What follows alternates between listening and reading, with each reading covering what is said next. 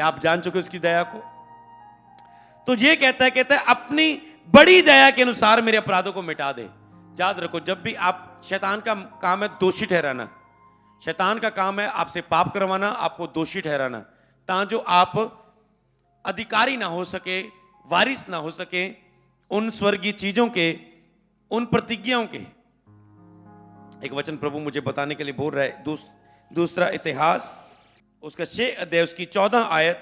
यहां कहता है, हे यहोवा, हे इस्राएल के परमेश्वर, तेरे सामने ना तो स्वर्ग में ना तो पृथ्वी में कोई ईश्वर है। कह रहा तेरे समान ना तो स्वर्ग में ना पृथ्वी में कोई ईश्वर है। तेरे जो दास अपने सारे मन से अपने को तेरे सन्मुख जानकर चलते हैं। कहते तेरे जो दास हैं अपने सारे मन से तेरे सन्मुख चलते हैं, सारे मन से अपने को तेरे सन्मुख चलते हैं, उनके लिए तू अपनी वाचा पूरी करता है। जो सारे मन से उसके सन्मुख होके चलते हैं, सारे मन से उसके पास, मन को नम्र बना के, दीन होके, शून्य बन के, एक बच्चे के समान बन के प्रभु के पास चले जाओ। कहते जो तेरे दास को सारे मन से अपने को तेरे सन्मुख जानकर चलते हैं, उनके लिए तू अपनी वाचा पूरी करता है और करुणा करता है उन पर। उनके लिए तू अपनी वाचा पूरी करता है। वाचा मतलब प्रॉमिस, वायदे, प्रतिज्ञाएं। किनके ऊपर पूरी करता है? जो पूरे मन से उसके सामने होके चलते हैं। हालेलुया।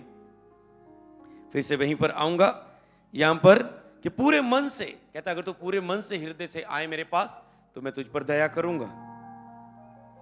मुझे भली भांति धो के मेरा अधर्म दूर कर और मेरा पाप छुड़ाकर मुझे शुद्ध कर। कहता मुझे भली भांति धो के मेरा अधर्म को दूर कर दे, मेरा पाप छुड़ाकर मुझे शुद्ध कर। मतलब जब आप पश्चाताप करते हैं वो आपके अधर्म को दूर करेगा। आप केवल माफी के लिए नहीं उसके पास आ रहे। कई लोग 51 जबूर रट्टे की तरह पढ़ दे, जो पाप से गिर जाते चक लो, कट लिया 51 जबूर, उन लगता मैं 7 बारी पढ़ूंगा तो प्रभु मेरे अंदर पवित्र आत्मा फिर तो आ जाएगा। 7 बार पढ़ने से नहीं, आत्मा से पढ़ने से पवित्र आत्मा दोबारा आपके अंदर आता है। हालेलुया। तो क्यों पढ़ना है इसे? ये बार बार आप यूज कर सकते हो, इसे बार बार यूज कर सकते हो, क्योंकि जब जब आप इसे पढ़ोगे प्रभु आपसे बात करता है पश्चाताप के लिए।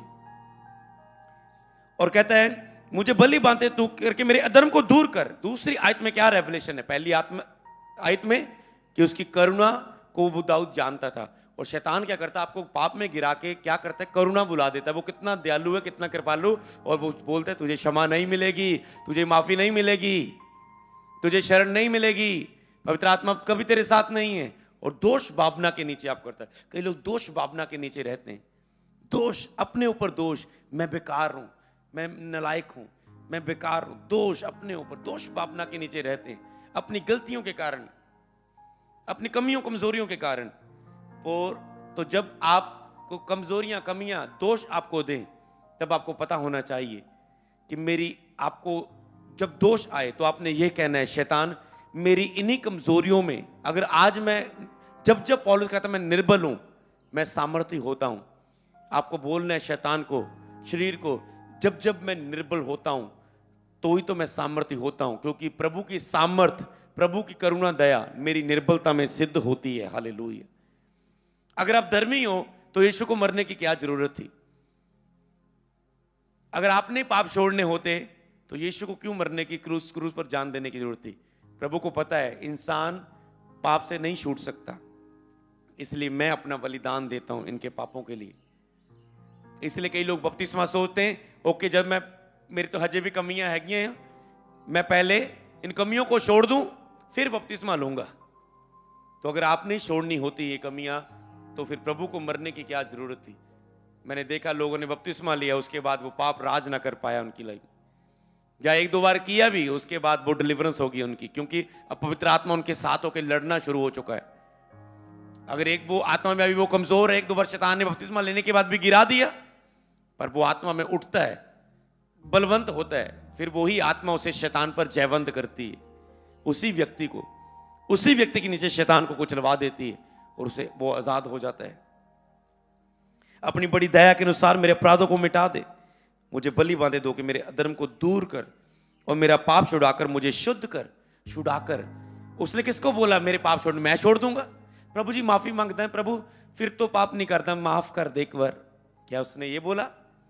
उसे पता मैं फिर से कर सकता हूं, क्योंकि मुझ में ये ताकत नहीं है ना करने की। और आप यही गलती करते हैं पाप क्षमा की प्रेयर में।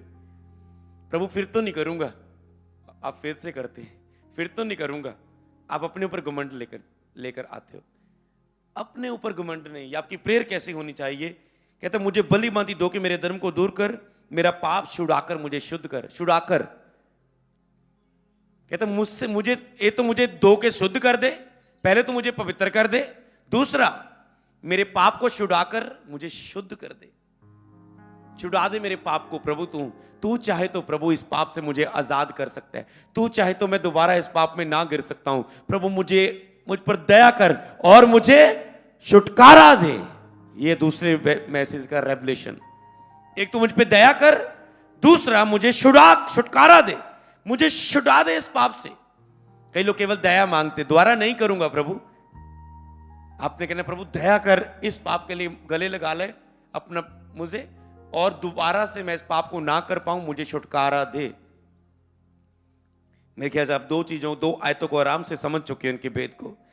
तीसरी आयत में लिखे मैंने तो अपने अपराधों को जानता हूं और मेरा पाप निरंतर मेरी दृष्टि में रहता है।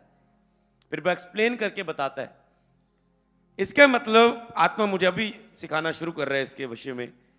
इसका मतलब उसने ये नहीं बोला हो प्रभु जी घुटने ते आगे, प्रभु जी माफ कर दे, प्रभु जी फिर तो गलती, प्रभु बहुत दुखी है माफ कर दे, प्रभु अगे तो नहीं गलती करता, बस खत्म हुई प्रेयर। हो दाऊद ने एक लफ्जों में खत्म नहीं की, खुल के बातें की परमेश्वर के साथ, खुल के एक्सप्लेन किया उस चीज को कि मैं इस अपने पाप को खुल के रख दिया प्रभु के सामने। लिखा जो अपने अपराध को छिपा के रखता है उस पर दंड रहता है, परंतु जो मान लेता है परमेश्वर के सामने, अगर आपने परमेश्वर के सामने पाप किया तो परमेश्वर के सामने मानना है।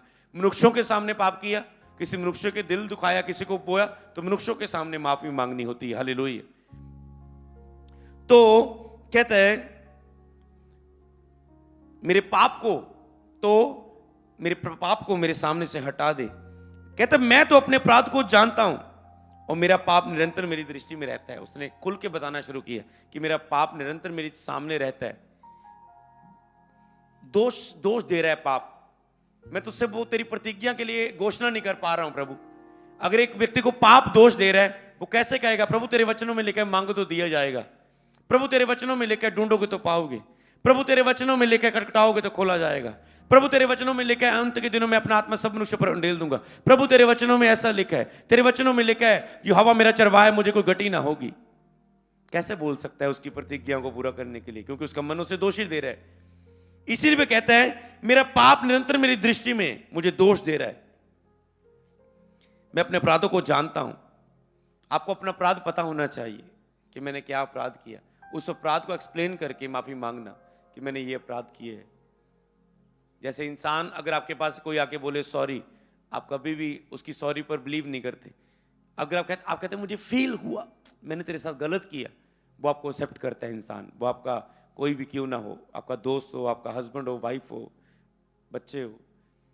जब आप बोलते हैं फील किया मैंने, हाँ मैंने ऐसा मुझे नहीं करना चाहिए था, इसका मतलब उसे महसूस किया। और दाऊद ने महसूस करते हुए प्रेयर की अपनी गलती को। मैंने केवल तेरे ही विरुद्ध पाप किया और जो तेरी दृष्टि में बुरा है वही किया।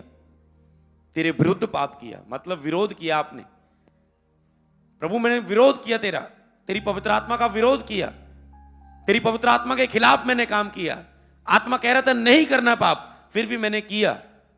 आत्मा रोक रहा था पर मैंने आत्मा की ना सुनी, मैंने आत्मा का विरोध किया। मैं नहीं सुनूंगा, मैं नहीं मानूंगा, नहीं मैं तो करूंगा, मेरी जवानी है, मेरी लाइफ है, मेरी जिंदगी है, मैं करना है। क्या पवित्र आत्मा को ऐसे बोलते हैं? और अगर आप पाप कर लेते हो तो ऐसा ही बोलना है।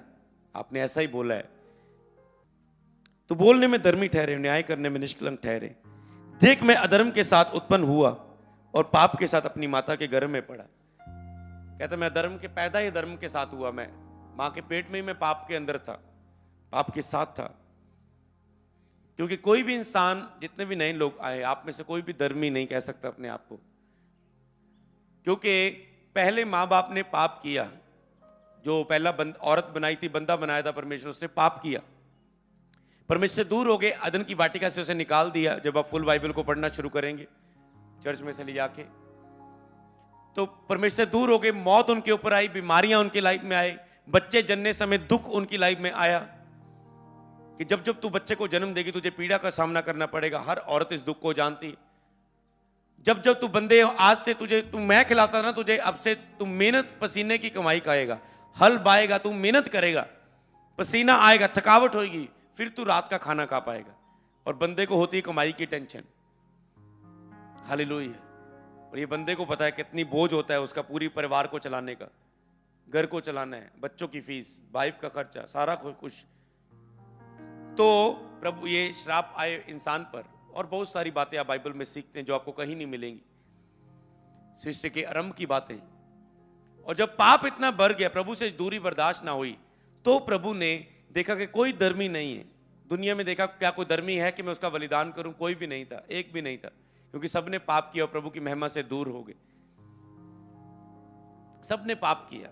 इसलिए जब यीशु मसीह दुनिया पर आए तो उसने कुंवारी के द्वारा जन्म लिया, क्योंकि अगर वो भी औरत में होते, मर्द से इकट्ठे होते, ब्लड रिलेशन से पैदा होते, तो वो भी पाप में होते।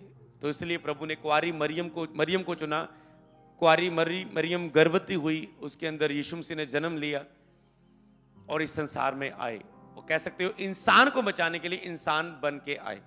क्योंकि आज इंसान को बचाने के लिए अगर आपको कोई मान लो, अगर जैसे एक नबी प्रभु के दास ने बोला, अगर एक चींटी जा रही है, आगे बड़ा आग लगी है, खड्डा है आगे, नुकसान है उसका, अब जितना मर्जी बोली जाओ, ए अगे देख, तुम जल जाना, तुम मर जाना, बर्बाद हो जाना, देख अगे आग लगी हुई है, तो रुक जाए थे। चींटी को नहीं सुनेगा। और आपको क्या बनना पड़ेगा? चींटी बनना पड़ेगा, उसी की लैंग्वेज में उसे समझाने के लिए। इसलिए इंसान को समझाने के लिए, उससे बातें करने के लिए, अपनी बातें बताने के लिए परमेश्वर ने खुद यीशु से आए। और इसलिए बाइबल में जो यीशु के मुंह से निकली बातें, हम उसे बहुत सीरियस लेते हैं। कई ऐसी बाइबल में जिसमें यीशु के मुंह से निकली बातों को हम लाइन किया गया है रेड कलर से। तो क्योंकि उसने इंसान से बातें की कि तुम आपस में प्रेम करना, जो तुम्हें सताए उनके लिए प्रार्थना करना। उन्हें सब गुण जो परमेश्वर के अंदर है प्रकट किए मनुष्य रूप में। और हमने परमेश्वर के गुणों को देखा कि परमेश्वर कैसा है। और प्रभु ने कहा तुम्हें ऐसा तुमने बनना है, तुम अब जगत की ज्योति, मैंने उजाला बन के आया तुम्हारे पास, अब तुम जगत की ज्योति हो। तुम्हें जो प्रकाश अंधेरे वाले लोगों में लेके जाना है, ताकि वो भी प्रकाशमान हो जाएं, वो भी अंधेरे से बाहर आ जाएं। क्योंकि एक यीशु मसीह है जो आपके पापों को माफ कर सकते हैं। जब आप बपतिस्मा लेते हो, जैसे जिन लोगों ने बपतिस्मा लिया, प्रभु भोज में शामिल हो रहे, तो आपके पाप माफ होते हैं। आपको बताया जाता है, गाइड किया जाता है हर संडे, हर बुधवार मीटिंग के बाद। अगर आप जीवन देना चाहते हैं तो पाप की दीवार आपके बीच में से हट जाती है, तो आपका मेल परमेश्वर के साथ हो जाता है। कहते देख मैं अधर्म के साथ उत्पन्न हुआ, माता के गर्भ में पाप में ही पड़ा मैं। देख तू हृदय की सच्चाई से प्रसन्न होता है और मेरे मन ही में ज्ञान सिखाएगा। कहते तू हृदय की सच्चाई से प्रसन्न होता है। सच्चे हृदय से प्रार्थना करोगे तो वो प्रसन्न हो जाएगा। चाहे पाप आपके कितने भी मैले क्यों ना हो, कितने भी गंदे क्यों ना हो, सच्चे हृदय से की गई प्रार्थना, हृदय की सच्चाई से तू प्रसन्न होता है और मेरे मन में ज्ञान सिखाएगा। वो ज्ञान सिखाता है। फिर जो शरीर बोलता है, शैतान बोलता है, तो वो आपको ज्ञान सिखाता है। नहीं, शैतान बोलता है इसने पाप किया, इसे सजा मिलनी चाहिए। तूने पाप किया, अब तू जीरो आ चुका है, अब तुझे शून्य से मेहनत करनी पड़ेगी। पर प्रभु का ज्ञान उसे समझ आना शुरू हो जाता है जब आप दया मांगते हैं। और प्रभु बताता है कि तेरे पापों से बड़ी मेरी दया है, तेरी पापों तेरी गलतियों से बड़ी मेरी दया है। और वो ज्ञान सिखाता है आपको। जैसे लिखा यीशु का लहू हाबिल के लहू से उत्तम बातें बोलता है, और यीशु का लहू उस व्यक्ति के लिए बोलता है नहीं, इसने पाप किया पर मैं इसे माफ करता हूं अपनी दया से, इसे फिर से गले लगाता हूं। हालेलुया। यूफा से मुझे शुद्ध कर तो मैं पवित्र हो जाऊंगा, मुझे तो मैं हिम से भी अधिक श्वेत बनूंगा। मुझे हर्ष और आनंद की बातें सुना, जिससे जो हड्डियां तूने तोड़ डाली वे फिर से मगन हो जाए। कहता मुझे हर्ष और आनंद की बातें फिर से सुना। जो हड्डियां, जो शरीर मुरझाया चुका है, निराश हो चुका है, टूट चुका है, वो फिर से मगन हो जाए। आनंद की बातें, जब ये वचन सुनते हो तो आप हर्ष और आनंद की बातें सुनते हो। अपना मुख मेरे पापों की ओर से फेर ले, मुझे मेरे अधर्म के कामों को मिटा डाल, खत्म ही कर दे, मेरे पापों से मुंह फेर ले, और मेरे अंदर शुद्ध मन उत्पन्न कर, और मेरे भीतर स्थिर आत्मा नए सिरे से उत्पन्न कर। शुद्ध मन दे, मेरे अंदर मन शुद्ध हो जाए, और मेरे भीतर स्थिर आत्मा, खड़े रहने वाला आत्मा नए सिरे से उत्पन्न कर। फिर से, क्योंकि मैंने उसे नए सिरे से मतलब खो दिया। पाप आया, होली स्पिरिट की सहायता को, पवित्र आत्मा की सहायता को खोया, सुरक्षा को खो दिया, क्योंकि अब शरीर भी बीमार हो रहे हैं, अटैक हो रहे हैं, सुरक्षा को भी खो दिया। इसलिए जो हड्डियां तोड़ डाली वो मगन हो जाएं। तो कहता है अपनी पवित्र आत्मा को नए सिरे से मुझ में उत्पन्न कर। फिर से आपको मांगना होता है, पवित्र आत्मा मुझे फिर से दे। प्रभु मुझ में लेने से पहले इसे मनन करो, इन चीजों को मुझे अपने सामने से निकाल ना दे। जो पवित्र आत्मा मुझसे अलग ना कर, अपना पवित्र आत्मा मुझसे अलग ना कर। दाऊद जानता था होली स्पिरिट उसके लिए कितना कीमती है, पवित्र आत्मा उसके लिए कितना कीमती है। वो उसकी दया के बारे में भी जानता था और उसके पवित्र आत्मा के अंदर होने की ताकत को भी जानता था।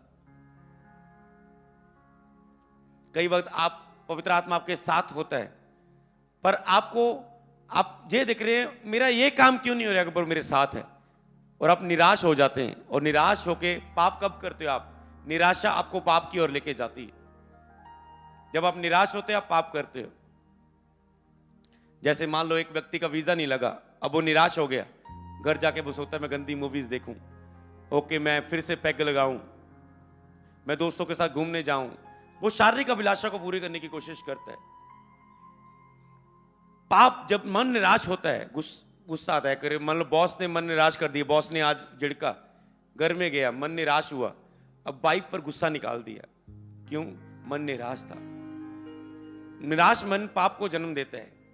इसलिए बाइबल में कहता सबसे अधिक अपने मन की रक्षा कर। जीवन का मूल स्रोत यही है, अपने मन की रक्षा करनी है। अगर ये आनंद से बाहर आ गया तो वो आपको कमजोर कर सकता है। इसलिए सबसे अधिक अपने मन की रक्षा करो।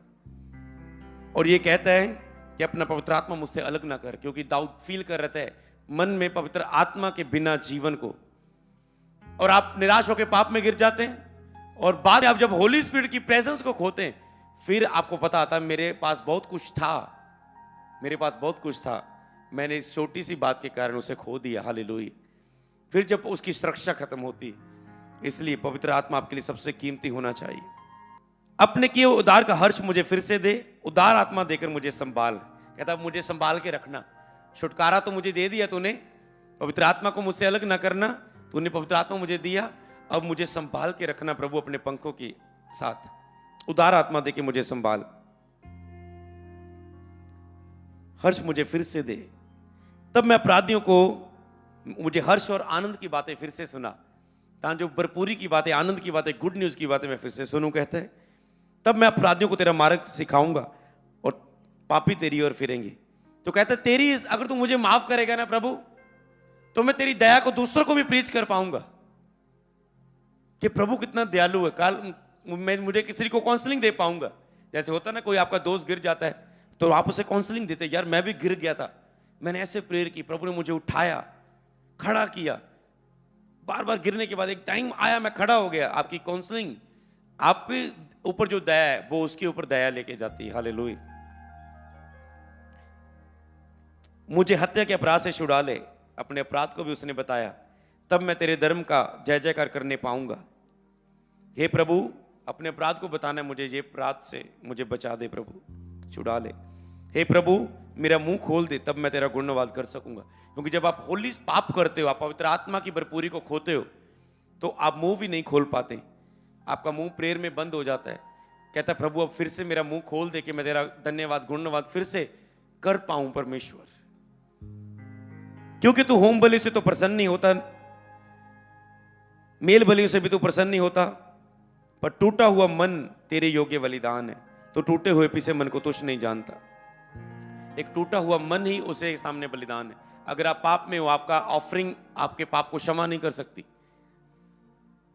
आपका को बड़ी ऑफरिंग, बड़ा सेवा करना, जब 5 बंदों को सुसमाचार सुना दिया आपने, 2 बंदे को जीवन बदल गया आपके द्वारा, वो प्रसन्न नहीं करेगा। कहता है बलिदान नहीं, भेंटे नहीं, टूटा हुआ मन तेरे, टूटे हुए पिसे हुए मन को तो तुच्छ नहीं जानता। उस टूटे हुए पिसे मन को ही प्रभु के सामने लेके जाना होता है। सबको जय मसीह की। मैं जतिन बब्बर और आप देख रहे हैं मसीह परिवार चैनल। जैसे कि आप सब जानते हैं कि मैं इस चैनल पे प्रभु के अलग अलग दासों की वीडियोस डालता हूं, तो अगर आपको हमारा चैनल अच्छा लगता है तो आप इस चैनल को ज़्यादा से ज़्यादा सब्सक्राइब जरूर करें, ताकि आप प्रभु के वचन को सुन सके। वीडियोस को ज़्यादा से ज़्यादा शेयर करें ताकि जिन लोगों तक वचन नहीं पहुंचा उन तक भी वचन पहुंच सके। सबको जय मसीह की। एक बार मैं आपसे दोबारा कहूँगा कि इस चैनल को सब्सक्राइब जरूर करें और वीडियोस को ज़्यादा से ज़्यादा शेयर करें। जय मसीह की।